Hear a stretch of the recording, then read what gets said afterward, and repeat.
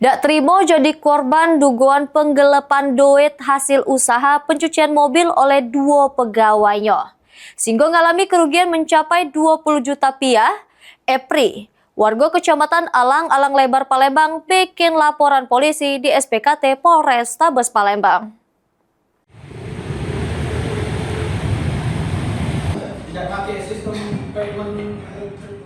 Dak terima jadi korban dugaan penggelapan duit hasil usaha pencucian mobil oleh dua pegawainya, sehingga mengalami kerugian puluhan juta rupiah.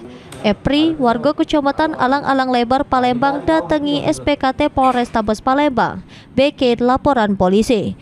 Ngadu ke dua pegawainya inisial KF selaku supir kendaraan yang betul masuk area pencucian sama inisial AP selaku kasirnya.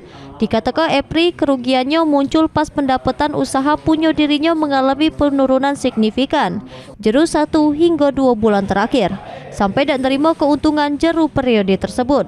Sebelum diselidiki ditemukan kejanggalan dalam laporan keuangan di bulan Maret dengan estimasi kerugian capai 20 juta rupiah. Karena duit tersebut diduga tidak disetorkan oleh kedua pegawainya. Kronologi awalnya itu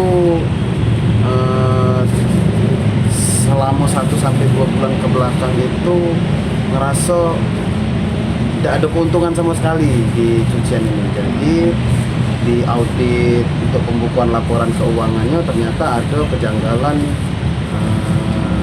laporan keuangannya itu. Jadi digelap kelas. Padahal ini baru auditnya baru 1 bulan terakhir. 1 bulan ke belakang.